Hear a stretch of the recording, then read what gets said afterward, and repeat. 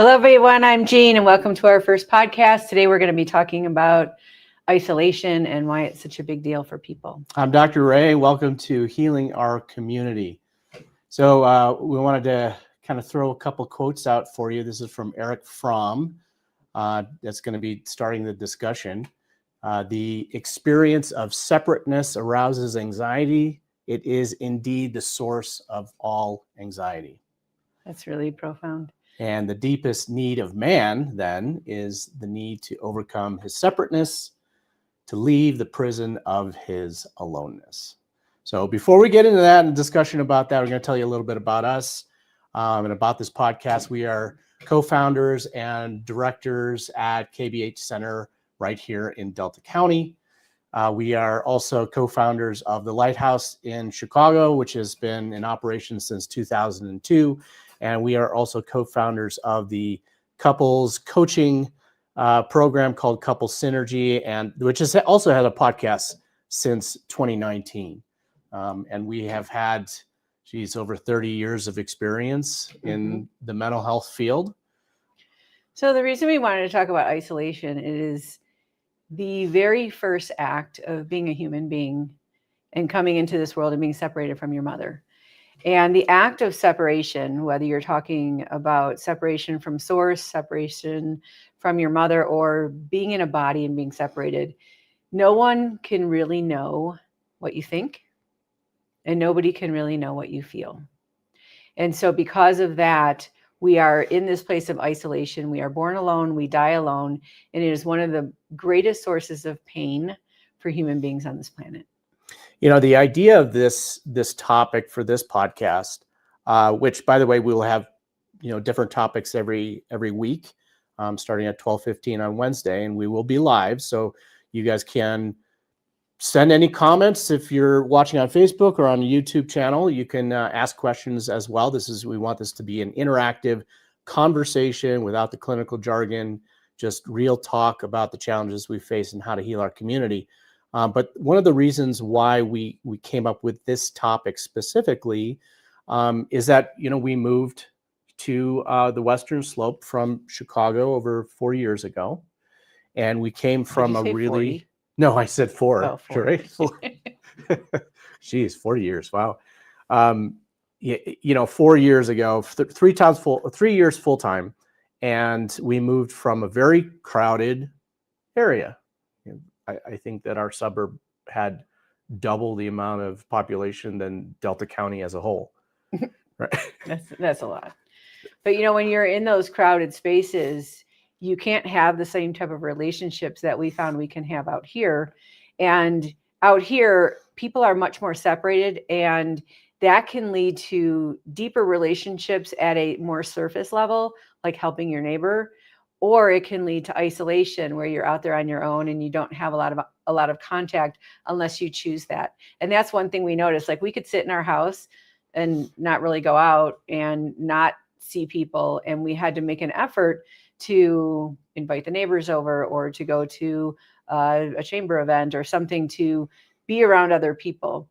And, when COVID was here, I don't know about here, but we were in Chicago, people didn't socialize. They got very used to being at home, being isolated, being alone. And then when it came back to getting out and around people, it felt uncomfortable. Yeah. It felt like it took energy, and it does.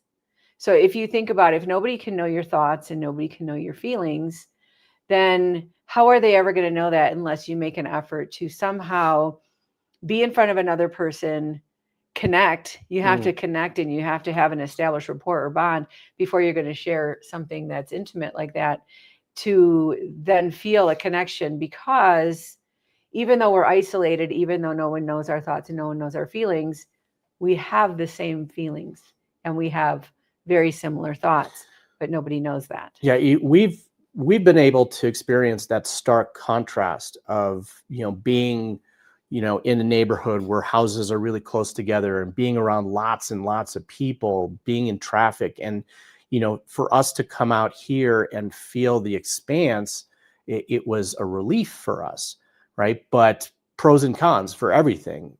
In a neighborhood where everyone's on top of each other, you don't really want to talk to your neighbor. You don't really want to, open up, right? Because you want to kind of stay to yourself. It kind of forces you to withdraw. And out here, you have that space, but it is, like you were saying, it is an effort to actually reach out and connect and create a community and have a community, to share with. So when you have those little touch points, when you say hi to your neighbor who's driving by, or you say hello to someone at the store, and you have those little touch points, you feel a lot less isolated. One of our neighbors just had surgery, and she's a single person, and she's by herself. And, we check in with her, and she says, I just feel better knowing you guys are here. I don't need anything, but I know you're here if I do, and I'm okay. And the important part about that is, for all of us, we are going to go through something. We are going to lose someone we love. We are going to have a financial hit. We are going to have something that happens in our life that sucks, right? And the worst place to be when you go through something like that is alone, is by yourself in your own head. Because when our brain gets stressed and we get into that place of grief and isolation and depression, we can't think very clearly, and we don't make good choices. And sometimes we need someone to say, hey, go take a shower and eat some food. And when we don't have someone like that, it can actually lead to this high prevalent rate we have of suicide in this county. It kind of brings us back to the quote about Eric Fromm. You end up creating your own prison, that isolation. And it's kind of like working out. It's like the less you work out, the more you want to work out. So the more you're isolated, the less you want to reach out and connect to people. I think we should also, and this is pretty ironic, but I think we should also mention technology and the impact of technology, because I think, the origin of it, or the premise of technology, was to try to facilitate connection. Like we are now speaking to you live, out there. And so, technology gives us that opportunity to be able to do something like that, but it also can create more of that prison where we are more isolated and we are just watching and observers of the outside world, and we're not actually interacting with it. Well, I think about just us. If we're sitting on the couch and Ray's on his phone and I'm on my phone, we're literally in our own worlds. We are in this world. No one else is in the world, by the way, in your virtual world. Nobody's in there with you. Your friends aren't there. Your family's not there. You might see pictures of them, but in essence, you're alone in there with the algorithm that's feeding you things it thinks you either want to see, or it's feeding you things that are going to upset you, so that you stay hooked in and kind of go down the rabbit hole. But you're literally in your own world. And, Ray and I are in the middle of a 40-day practice, and we gave up TV since January 1st. You should probably explain what the 40-day practice is, right?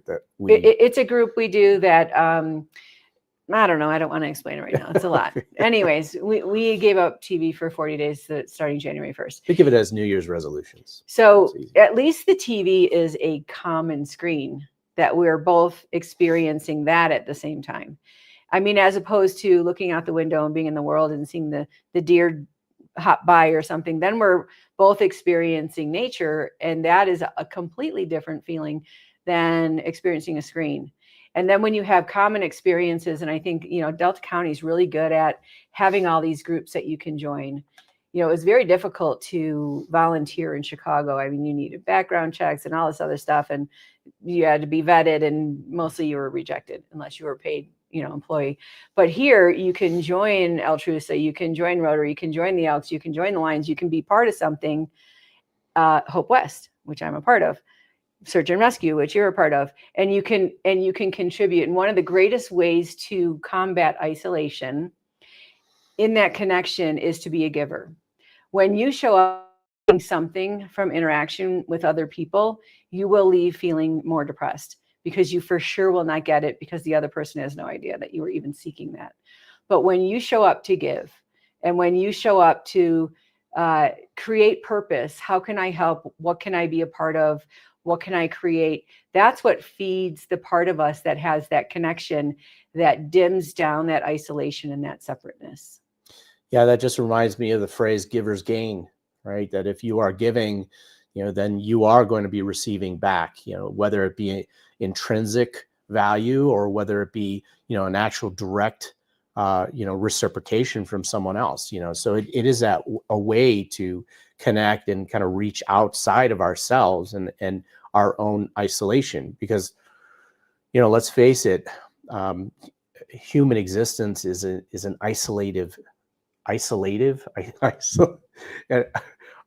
isolation type of experience, right? Isolated experience. Isolated experience. Yes. We're definitely getting rid of the jargon, right? So isolated experience, right? Because what we experience as far as our thoughts, our feelings, just our day-to-day experience is something that is alone. It's something that we experience alone. And it takes effort for us to actually share that with someone else. That's the only way for us to have a shared experience with another human being, is by sharing that experience. And it is, as we said earlier, it takes a lot of effort to do that. And if you think about, if your phone rings, maybe it's 10 o'clock at night when most people aren't calling, and it's someone that needs something from you, you're probably very happy to show up for that person and happy that you have something to offer someone who's in need. But what we don't like is to be the person that has to do the calling. We don't like to be the one that I'm struggling. I need something. I don't want to bother them. Yeah. I don't want to be a burden. But the person that's receiving the call feels happy to give because it does something for them. And that's the cool thing about reaching out and helping someone else feel connected and feel a part of something, is you instantly get that same benefit back. And the other way to combat isolation, if there's no other people around, is to go inward. And going inward is a skill. Going inward is it's like working out. It takes time, it takes effort, and it takes some knowledge to go inward and figure out what you're made of, and that you truly are connected and a part of something in a way you could never be alone. And you can only experience that by really quieting your mind and calming down your nervous system and having that experience. And that's the more difficult thing. But people who live alone very well know how to do that very well. And I think we should, probably just make a distinction between alone and being alone and loneliness, which is very, very different, right? Loneliness is the ultimate form of abandonment, because it's when you've abandoned yourself. It's where you don't know how to care for yourself. You don't know what you want. You don't know what you need. And you kind of feel helpless. And I remember this woman we were working with, and she was sitting in that moment, and she said, I can make a cup of tea. And she said, I'm useful, and I can soothe myself in that way. And she got up and made a cup of tea. And that was kind of the stepping stone for her to get back into living in life. And, we've worked with people. There's a woman I worked with, and she was the only child of an older couple who had 8 miscarriages before her. And her husband, who was considerably older than her, had passed. And she had plenty of money, but no siblings, no family, no husband, and such anxiety that she would just sit and shake. And she would come to see me, and she actually stopped seeing me because she thought it was too painful for me to see her. She was more concerned about me than herself. And so this is how debilitating isolation can be. And, to be a part of something, and it's a skill to kind of put your own stuff on the shelf and go be part of something and help other people. It's how we combat all this isolation. I neglected to mention that a huge thank you goes out to KKCO and KJCT News and Events in Delta, Colorado, for their coverage, or incredible coverage of the launch of this podcast this week. And also a special thank you to Brody Wilson of KVNF Radio for tuning in. It's really a great thing to see that the local media supports mental health conversations here on the Western Slope, because it is so needed.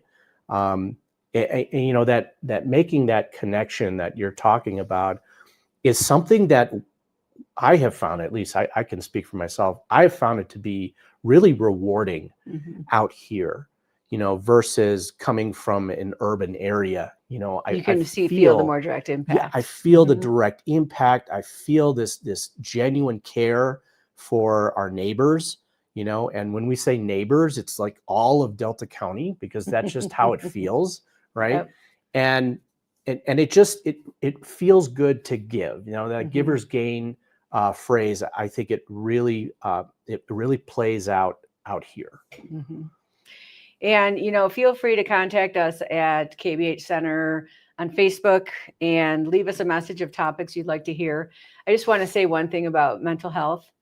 Mental health is something we all need, just like we need physical health and a good spiritual healthy life. It is not about mental illness necessarily. These are topics that we all share in as human beings on this planet. Yeah. I also want to say that, this podcast gives us a way of really kind of reaching out to our community to help you understand, about us and kind of our intentions in opening up KBH Center, and, just how we really care about this community, and we really want to give back. I do want to mention, and this is because otherwise I'm stuck in the house alone with him if we don't get out. Right. We need some That's separateness. not good for me. Right. No, I also have to say, because this podcast is not only going to be live on our Facebook channel, but YouTube channel, but also it's an audio podcast that will be on Apple Podcast and Spotify. So for those of you that might be listening to this program, this podcast is for educational purposes only, and we have to say this, unfortunately. This does not constitute a professional relationship with you guys out there. And if you truly need help, please reach out. Please call. What's our phone number? 970-699-5221. I can't remember it. But in the state of Colorado, there is a crisis number that you can call, which is 988. And that, it covers the entire state, is able to connect you to local resources. Because I know that there are listeners whatever in you Grand do, Junction too. Make someone else feel better by reaching out and meeting them. Yes.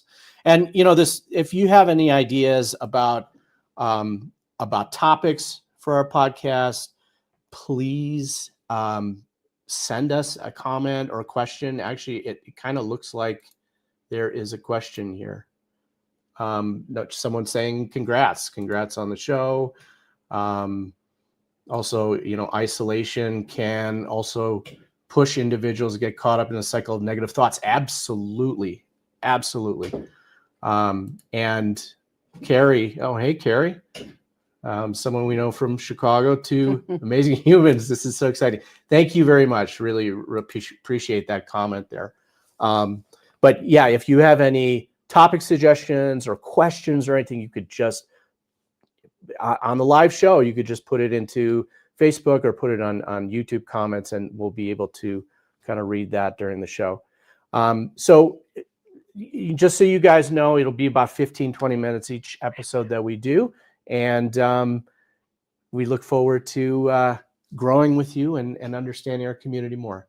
Thank you very much. Because we don't have to be alone. Because we don't have to be alone.